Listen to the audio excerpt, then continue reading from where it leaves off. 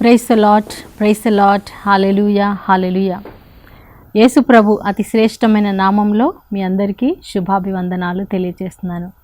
ప్రియమైన సహోదరి సహోదరులారా, మీరందరూ ఎలా ఉన్నారు? అనుదినం ప్రార్థన చేస్తూ దేవుని యొక్క వాక్యంలో ఎదుగుతున్నారా?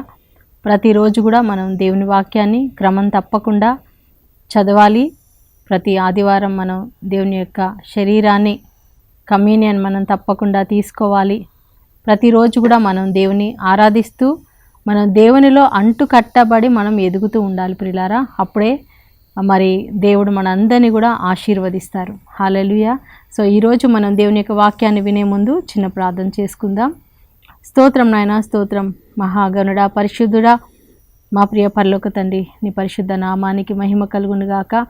ప్రభా, నీవు ఈ లోకంలో ఎన్నిక లేని వారిని ఎన్నుకున్నావు, తృణీకరించబడిన వారిని ఎన్నుకున్నావు ప్రభా. తండ్రి, నీకు వందనాలు చెల్లిస్తున్నాం నాయన. ఏ పాటి వారమయ్యా నాయనా, నీవు మమ్మల్ని ఎంతగానో ప్రేమిస్తున్నావయ్యా. స్తోత్రం. ఈరోజు ఈ వాక్యం వినబోతున్నటువంటి ప్రతి ఒక్క బిడ్డను కూడా మీరు దర్శించమని, దీవించమని యేసు పరిశుద్ధ నామంలో ప్రార్థించి వేడుకుంటున్నాం తండ్రి. Amen, amen, amen. ఘనమైన పాత్రగా ఉపయోగించాలని నిన్ను యేసు ఎన్నుకున్నాడు, నిన్ను యేసు ఎన్నుకున్నాడు. జిగటమన్నైన నీ పాత్రను రూపించెను తన సేవ కోసమే. ఘనమైన పాత్రగా ఉపయోగించాలని నిన్ను యేసు ఎన్నుకున్నాడు, నిన్ను యేసు ఎన్నుకున్నాడు. విరిగిన పాత్రయని అర్హత లేదని కలవరపడకుమా, యేసు నిన్ను పిలిచెను. విరిగి నలిగిన హృదయములే కదా క్రీస్తుకు ప్రియమైన బలి అర్పణ కానుక. కుమ్మరి చేతిలో నీవున్నావా, విరిగిన నీలో పరిశుద్ధాత్మను అభిషేక తైలమే కుమ్మరించు వేళలో ప్రేమాత్మలొలికించి పాత్రగా చేయును.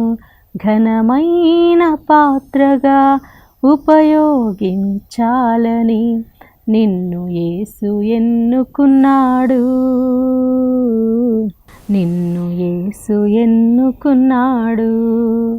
జిగటమన్నైన నీ పాత్రను రూపించెను తన సేవ కోసమే.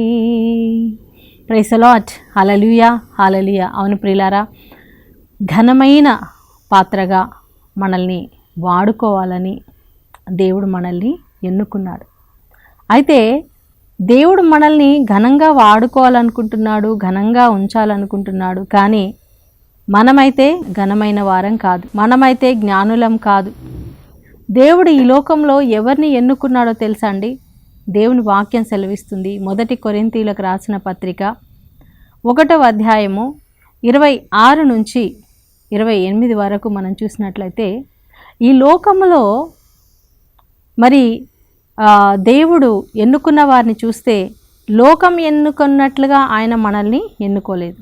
లోకంలో చూస్తే ఎక్కడైనా సరే, ఏ ఫీల్డ్లో అయినా సరే నంబర్ 1 అంటే మంచి చదువు ఉన్న వాళ్ళని, మంచి స్కిల్స్ ఉన్న వాళ్ళని, తలాంతులు ఉన్న వాళ్ళని, అంటే టాలెంట్స్ ఉన్న వాళ్ళని, బలంగా ఉన్న వాళ్ళని తీసుకుంటారు, ఎన్నుకుంటారు. ఏ జాబ్ అయినా సరే అండి, ఆఫీస్లో కానీ, జాబ్లో కానీ, స్టడీస్లో, చదువులో కానీ, ఇంకా ఏ రంగంలో మనం తీసుకున్నా సరే మంచిగా అన్ని టాలెంట్స్ ఉన్న వాళ్ళనే తీసుకుంటారు. కానీ ఏమి రాని వాళ్ళని తీసుకుంటారండి ఎవరైనా? ఏదైనా స్కూల్లో చేర్చుకోవాలంటే కూడా, స్కూల్లో సీట్ రావాలంటే కూడా పిల్లలకి, వాళ్ళు బాగా చదువుతున్న వాళ్ళకైతేనే సీట్ వస్తుంది, అవునా? కానీ మన దేవుడు అలా కాదండి. ఈ లోకం బాగా జ్ఞానవంతులని, బలవంతులని, అన్ని టాలెంట్స్ తలాంతులు ఉన్న వాళ్ళని ఎన్నుకుంటుంది. కానీ మన దేవుడు ఎన్నిక లేని వారిని, తృణీకరించబడిన వారిని, బలహీనులని, అజ్ఞానులని, వెర్రి వారిని, ఈ లోకంలో వీళ్ళు వేస్ట్ అని ఎవరినైతే తోసివేస్తారో, తృణీకరిస్తారో వాళ్ళనే దేవుడు ఎన్నుకుంటాడు. Hallelujah, praise the Lord, praise the Lord. So మనము కూడా అదే మనస్తత్వం కలిగి ఉండాలి. మనం ఎవరికైనా సరే, ఇప్పుడు చూడండి, పాటలు పాడేవాళ్ళని, పాటలు మంచిగా పాడేవాళ్ళనే మనం సెలెక్ట్ చేసుకుంటాం కదా. కానీ పాటలు రాని వాళ్ళని కూడా మనం వాళ్ళకి నేర్పించి, నువ్వు పాడగలవు, నువ్వు మంచిగా పాడతావు అని వాళ్ళని ఎంకరేజ్ చేస్తూ వాళ్ళని ముందుకు నడిపిస్తూ ఉన్నట్లయితే ఒకరోజు పాట రాని వాళ్ళు కూడా మంచిగా పాడగలరు. ప్రార్థన రాని వారు కూడా మంచిగా ప్రార్థన చేయగలరు. వాక్యం చెప్పలేని వాళ్ళు కూడా నువ్వు చెయ్యగలవు, నువ్వు చెప్పగలవు, నువ్వు ఇంగ్లీష్లో మాట్లాడగలవు, లేదా నువ్వు ఇదిగో ఈ హిందీలో మాట్లాడగలవు, ఇదిగో ఈ సబ్జెక్టు నువ్వు చదవగలవు, నువ్వు చెయ్యగలవు అని మనం ఎవరినైతే రాని వాళ్ళని, జీరోగా ఉన్న వాళ్ళని, బలహీనులని మనం ఎంకరేజ్ చేస్తామో, బలపరుస్తామో, నువ్వు చెయ్యగలవు అని వాళ్ళు మంచిగా నిజంగా తప్పకుండా వాళ్ళు చేస్తారండి. హల్లెలూయా, ప్రైజ్ ది లార్డ్. మన దేవుడు అలాంటి వాడే. ఆయన బలహీనులని, కింద పడిపోయిన వాళ్ళని లేవనెత్తే దేవుడు. మరి యేసుప్రభు తన శిష్యులుగా ఎన్నుకున్నాడండి. మనమైతే ఈ లోకంలో అయితే నేను కూడా యేసయ్య శిష్యులుగా ఉంటాను, నన్ను కూడా సెలెక్ట్ చేయండి అంటే ఎవ్వరు మనల్ని సెలెక్ట్ చేయరండి. ఎందుకంటే అన్నీ చూస్తారు. నువ్వు ఎంత చదువుకున్నావు, నువ్వేం చేస్తున్నావు, నీకు ఎంత ఇంగ్లీష్ వచ్చు, లేకపోతే నీకు ఈ భాష వచ్చా, నీకు ఈ టాలెంట్స్ ఉన్నాయా, అన్నీ మనల్ని అడుగుతారు. అన్నిట్లో 0 0 0 అంతే, మీరు రిజెక్ట్ అయిపోయారు, మీరు ఫెయిల్ అయిపోయారు అని మనల్ని పంపించేస్తారు. కానీ మన దేవుడు అలా కాదండి. ఆయన మన హృదయాన్ని చూసే దేవుడు, హృదయంలో ఉన్నటువంటి ఆశను చూసే దేవుడు, మనలో ఉన్న ఆ యొక్క దేవుని కొరకైనటువంటి తపనను చూసే దేవుడు. లూకా సువార్తలో 5వ అధ్యాయంలో మనం చూస్తున్నాం. యేసు ప్రభు తన శిష్యుల్ని ఎన్నుకోవడానికి ఆయన సముద్రం దగ్గరికి వెళ్తున్నాడు. సముద్రం దగ్గర ఎవరున్నారు? పేతురు, యాకోబు, ఆంద్రేయ, యోహాను. వీరు జెబెదయి కుమారులు. వీళ్ళందరూ కూడా మరి అక్కడ చేపలు పడతా ఉన్నారు. యేసు ప్రభు వాళ్ళ దగ్గరికి వెళ్ళి వాళ్ళ పడవలో కూర్చొని మరి వాళ్ళ జీవితంలో ఒక అద్భుతం చేశాడు ప్రభు. కుడివైపున వల వేయండి అంటే వల నిండా చేపలు వచ్చాయి. సో ఆ తర్వాత పేతురు యేసుప్రభు పాదాల మీద పడిపోతున్నాడు. అప్పుడు యేసుప్రభు ఒక మాట చెప్తున్నాడు, ఇప్పటి వరకు నువ్వు చేపలను పట్టేవాడిగా ఉన్నావు, చేపలను పట్టే జాలరిగా ఉన్నావు, కానీ ఇప్పటి నుంచి నీవు మనుషులను పట్టే జాలరిగా నీవు మారబోతున్నావు. హల్లెలూయా. నేను నిన్ను మనుషులను పట్టే జాలరిగా నిన్ను వాడుకోబోతున్నాను. ఈ లోకంలో చేపలు పట్టుకోవడం అంటే మరి అతను బిజినెస్ చేసి ఆ చేపలు పట్టుకొని వచ్చిన డబ్బుతో తన కుటుంబం జీవిస్తున్నారు. అది తన సొంత కుటుంబం వరకు, తన వ్యక్తిగత జీవితం. కానీ ఇక్కడ దేవుడు అంటున్నాడు, నువ్వు ఇప్పటి వరకు నీ కోసమే బ్రతికావు, నీ కుటుంబం కోసమే బ్రతికావు, నీ స్వార్థం కోసం, నీ సంపాదన కోసం బ్రతికావు. కానీ ఇప్పుడు నువ్వు ఇంకొక సంపాదన చేయాలి. ఏంటదంటే ఆత్మల సంపాదన. మనుషులను పట్టే జాలరి అంటే మనుషులను పట్టుకొని మనం ఏం చేస్తామండి? మన అందరిని తీసుకెళ్ళి ఇంట్లో పెడతామా? లేదు. మనుషులను పట్టుకోవడం అంటే అర్థం ఏంటంటే ఈ లోకంలో నశించిపోయే వారిని, పాపంలో పడిపోతున్న వారిని, ఇదిగో రక్షకుడు యేసు ప్రభు, ఆయన నీ కొరకు మరణించాడు, నిన్ను ప్రేమిస్తున్నాడు, ఆ ప్రభు దగ్గరకు వస్తే నీకు పరలోక రాజ్యం ఉంది అని సువార్త అనే వల ద్వారా వాళ్ళని దేవుని ప్రేమ చేత పట్టుకొని పరలోక రాజ్యంలో చేర్చడమే మనుషులను పట్టే జాలరిగా. అంటే మరి దేవుడు సువార్తను ప్రకటించి పరలోకంలో చేర్చే వారిగా దేవుడు పేతురు, మరి యోహాను, యాకోబు, ఆంద్రేయ వీరిని ఆయన ఎన్నుకున్నాడు. అంత గొప్ప పనికి యేసు ప్రభు ఈ రక్షణ సువార్తను ప్రకటించడానికి, బలిగా మారడానికి ఆయన పరలోకం నుండి ఈ లోకానికి దిగి వచ్చాడు. ఆ సువార్తను ప్రకటించడానికి దేవుడు ఎవరో జ్ఞానులని ఎన్నుకోలేదండి. బాగా చదువుకున్న వాళ్ళని, బాగా ధర్మశాస్త్రం తెలిసిన వాళ్ళని, శాస్త్రులను, పరిసయ్యులను ఎన్నుకున్నాడా? ఆయన ఎన్నుకోలేదు. ఆయన ఎవరిని ఎన్నుకున్నాడు? అసలు చదువే రాని, విద్య లేని పామరులు, చదువు లేనటువంటి వారిని, చేపలు పట్టేవారిని. మీరు ఎప్పుడైనా చేపలు పట్టే వాళ్ళ దగ్గరికి వెళ్ళి మీరు చూస్తే ఆ సముద్రం దగ్గర ఆ చేపలు పట్టే వాళ్ళు ఎట్లా ఉంటారో ఒకసారి చూడండి. వాళ్ళ యొక్క డ్రెస్సింగు, వాళ్ళ దగ్గర వచ్చే వాసన, మరి వాళ్ళ యొక్క భాష, వాళ్ళు ఎలా ఉంటారు, చాలా ఎప్పుడైనా చాలా గోలగా ఉంటే ఏమంటారండి, ఏంటి చేపల మార్కెట్ లాగా ఉంది అంటారు. అంటే చేపల మార్కెట్లో అందరు ఎలా చేపలు అమ్ముకుంటూ ఎలా సౌండ్ చేస్తూ ఉంటారో అలాగా, అలాంటి ఒక డిసిప్లిన్ లేనటువంటి వాళ్ళు, చదువు లేని వాళ్ళు ఎలా మాట్లాడతారండి? అలాంటి వ్యక్తిని, అంటే చాలా కింది స్థాయిలో ఉన్నటువంటి వాళ్ళని ఎన్నుకొని చాలా ఉన్నతమైన స్థాయి, ఉన్నతమైన దేవుని యొక్క వాక్యాన్ని ప్రకటించడానికి దేవుడు అలాంటి వాళ్ళని ఎన్నుకున్నాడు. హల్లెలూయా.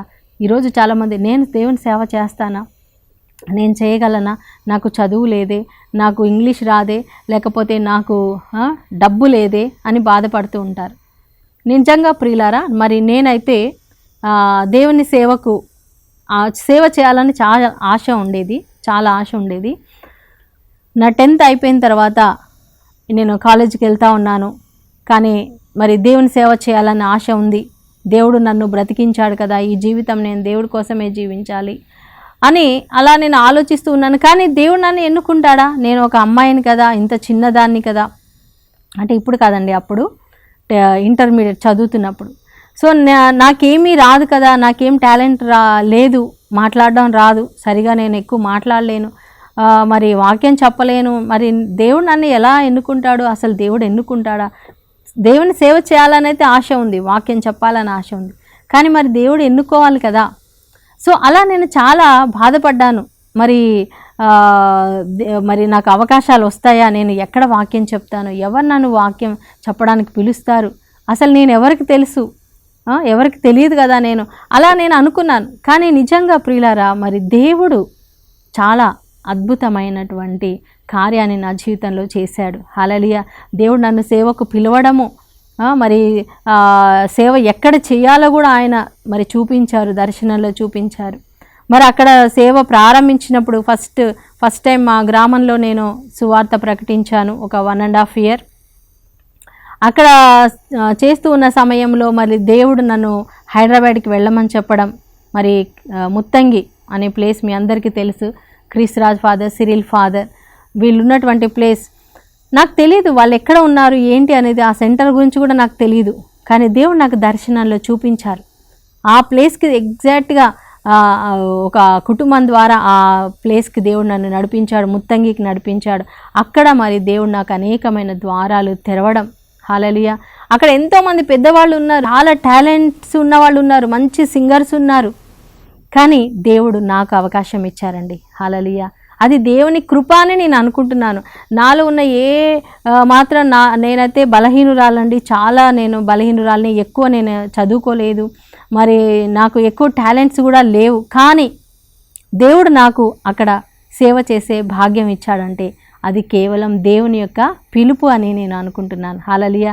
ఈ యొక్క వాక్యం ఎగ్జాక్ట్గా మరి నా జీవితంలో నెరవేరింది అని నేను చెప్పగలను.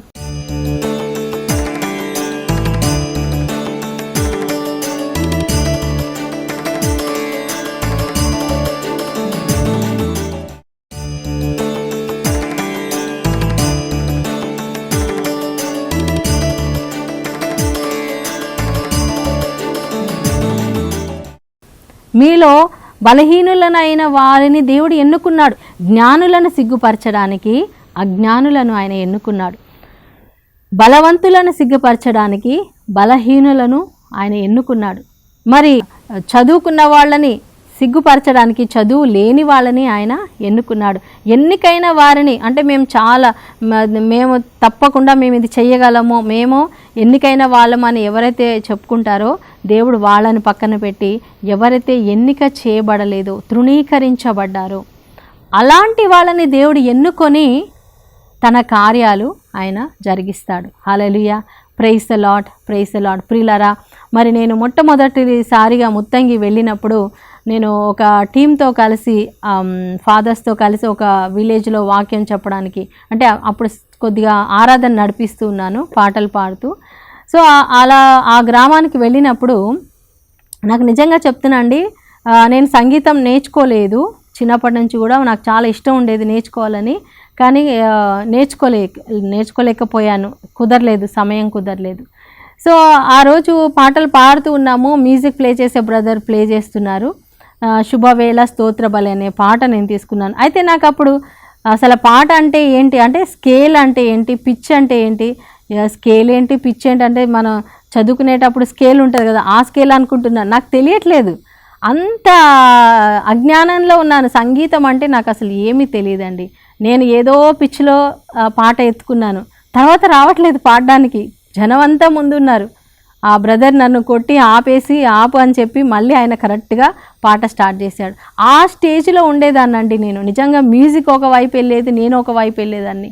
అలాంటిది దేవుడు మరి నన్ను అలాంటి స్థితిలో ఉన్న నన్ను ఎన్నుకొని ఒక వర్షిప్ లీడర్గా దేవుడు నన్ను తయారు చేశాడు. ఇది దేవుని యొక్క కృప, దేవుని యొక్క శక్తి అని నేను ఈరోజు నమ్ముతున్నాను. Praise the lord.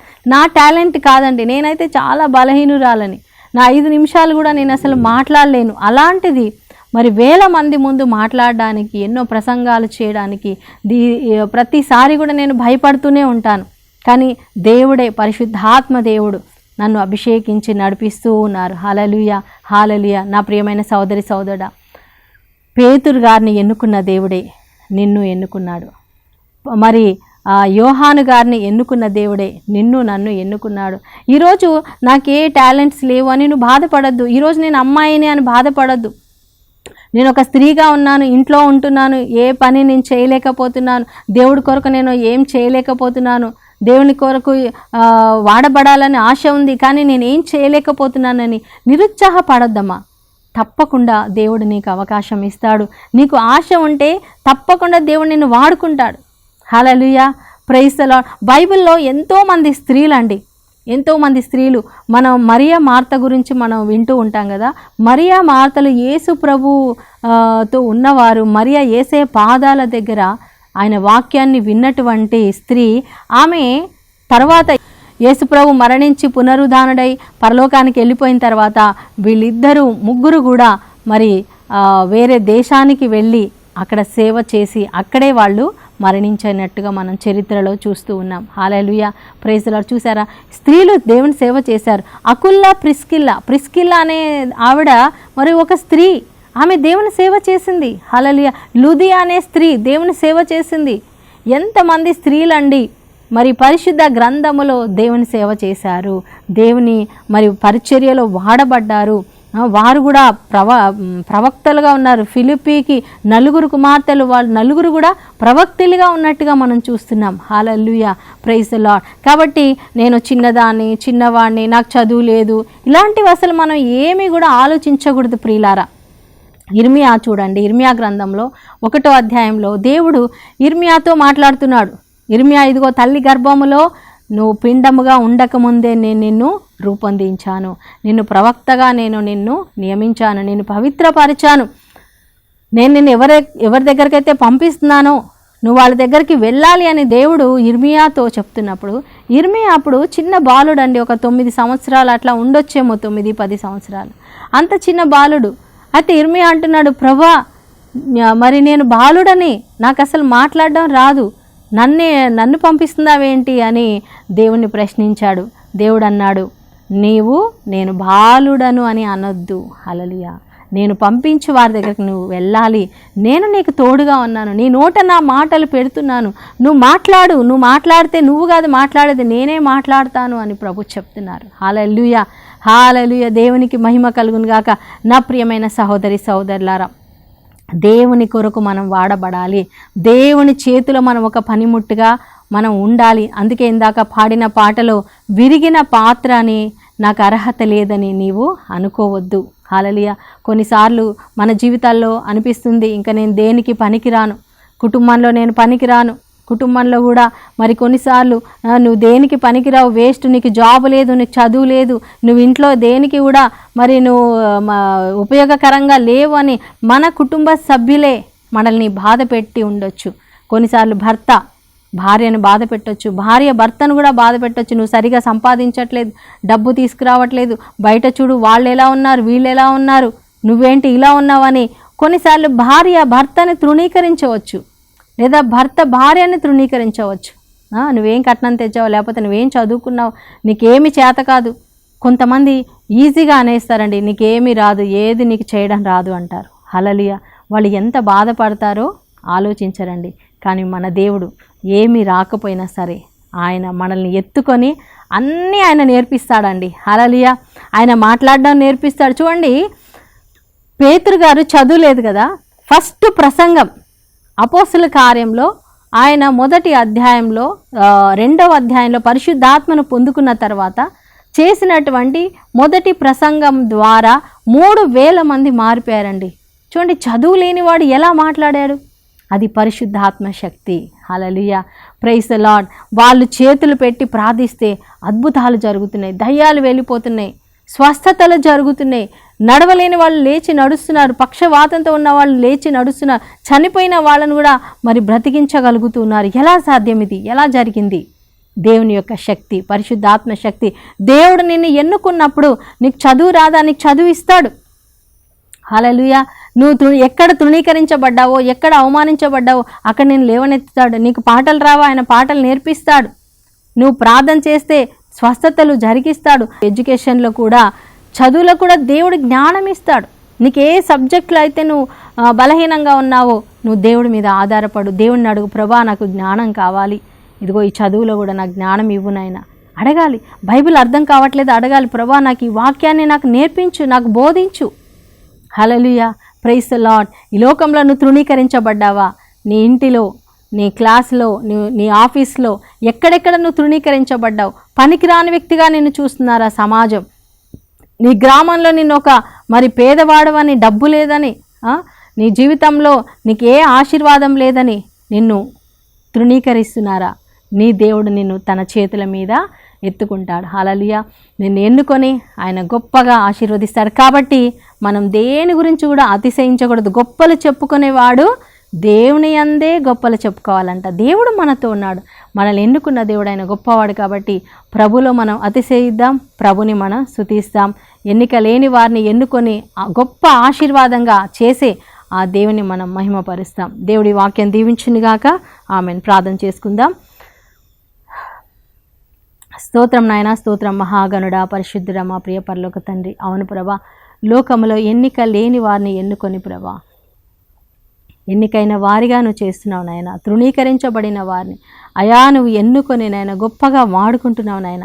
అజ్ఞానులను ఎన్నుకొని జ్ఞానవంతులుగా చేస్తున్నావు అయ్యా, నీకు స్తోత్రం. బలహీనులను ఎన్నుకొని బలవంతులుగా మారుస్తున్నావు దేవా. ఈరోజు ఈ వాక్యం విన్న ప్రతి ఒక్క బిడ్డను కూడా ఆశీర్వదించండి నాయన. ఎవరెవరైతే తృణీకరించబడ్డారో అయా, బలహీనులుగా ఉన్నారు, అజ్ఞానులుగా ఉన్నారు, నేను పనికిరాను, దేనికి పనికిరాను, నేను వేస్ట్ అనుకుంటున్నారు తండ్రి, అలాంటి వాళ్ళందరినీ మీరు ఎత్తుకోండి, ఎన్నుకోండి ప్రభా. వారిని గొప్పగా వాడుకోండి, వారిని అన్ని రంగాలలో ఉన్నతమైన స్థాయికి నడిపించమని ప్రార్థిస్తున్నాను. కుటుంబంలో నాయన, మరి సమాజంలో, సంఘంలో తండ్రి వారిని ఒక గొప్ప స్థితిలో ఉంచండి నాయన. నీ గొప్ప సాక్షులుగా ఉంచండి నాయన. స్తోత్రం. హల్లెలూయా. చదువుకునే బిడ్డలకు నీ తెలివి జ్ఞానమును దయచేయండి నాయన. మంచి మార్కులతో పాస్ అయ్యే కృపను దయచేయండి నాయన. జాబ్ లేని బిడ్డలకు జాబ్ దయచేయండి నాయన ప్రభా. అయా మంచి భర్తను, భార్యను ఇవ్వండి నాయన. సంతానం ఇవ్వండి నాయన. అయా గృహాలను ఇవ్వండి నాయన, వాహనాలను ఇవ్వండి నాయన ప్రభా, వీసాలు ఇవ్వండి నాయన ప్రభా. నీకు స్తోత్రం, స్తోత్రం. గ్రీన్ కార్డు దయచేయండి ప్రభా యేసు నామంలో. అయా వారి పొలాలను దీవించండి, బిజినెస్ని దీవించండి నాయన ప్రభా. అయా వారిని ఉన్నతమైన స్థానంలో లేవనెత్తండి. అలాగే మనుషులను పట్టే జాలరిగా, సువార్తను ప్రకటించే బిడ్డలుగా ప్రతి ఒక్కరిని కూడా తయారు చేయమని నజరేయుడైన యేసు నామంలో ప్రార్థించి వేడుకుంటున్నాం తండ్రి. Amen, amen, amen. దేవుడు మీ అందరినీ దీవించునుగాక. God bless you. షాలోమ్.